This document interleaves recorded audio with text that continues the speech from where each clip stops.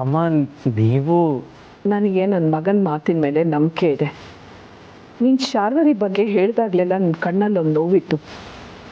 ತುಂಬ ನಂಬಿರೋರು ಮೋಸ ಮಾಡಿರೋ ನೋವು. ಸತ್ಯ ಹೇಳಿದ್ರು ಯಾರೂ ನಂಬ್ತಿಲ್ವಲ್ಲ ಅನ್ನೋ ನೋವು. ಆ ನೋವು ನನಗೆ ಅರ್ಥ ಆಯಿತು ಅಭಿ. ಯಾಕೆಂದರೆ ಇಂಥದೇ ನೋವನ್ನ ನಾನು ಎಷ್ಟೋ ಸಲ ಅನುಭವಿಸಿದ್ದೀನಿ. ಅಮ್ಮ, ನಾನು ಪ್ರಮಾಣ ಮಾಡಿ ಹೇಳ್ತಾ ಇದ್ದೀನಿ, ನಾನು ಹೇಳ್ತಾ ಇರೋದಲ್ಲ ಸತ್ಯ. ಚಿಕ್ಕಮ್ಮ ನಮಗೆ ತುಂಬ ಮೋಸ ಮಾಡಿದ್ದಾರೆ.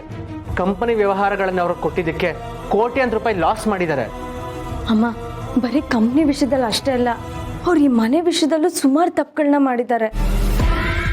ನಮಗೆ ಚಿಕ್ಕಮ್ಮ ಇಷ್ಟೆಲ್ಲ ಮೋಸ ಮಾಡಿದ್ದಾರೆ ಅಂತ ನಾವು ಯಾರ ಹತ್ರನೂ ಹೇಳ್ಕೊಳಕ್ ಆಗ್ತಿಲ್ಲ. ಹೇಳಿದ್ರು ಯಾರು ನಂಬಲ್ಲ. ನಂಬ್ತಾರೆ. ನಂಬೋ ಹಾಗೆ ನೀವೇ ಮಾಡಬೇಕು. ಮುಳ್ಳನ್ನು ಮುಳ್ಳಿಂದಲೇ ತೆಗಿಬೇಕು ಅಂತಾರೆ, ವಜ್ರನ ವಜ್ರದಿಂದಲೇ ಕತ್ತರಿಸ್ಬೇಕು.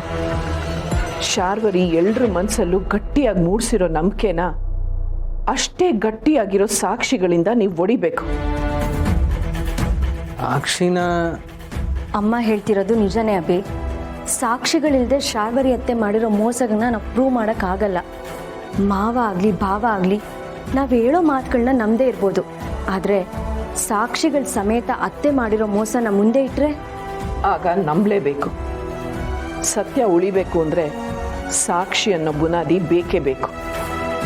ಹಾಗಾದ್ರೆ ನನಗೆ ಏನು ಮಾಡ್ಬೋದಮ್ಮ? ಶಾರ್ವರಿಯಿಂದ ಕಂಪನಿಗೆ ದ್ರೋಹ ಆಗಿರೋದು ಈಗ ನಿನಗೆ ಗೊತ್ತಿದೆ. ನೀನೀಗ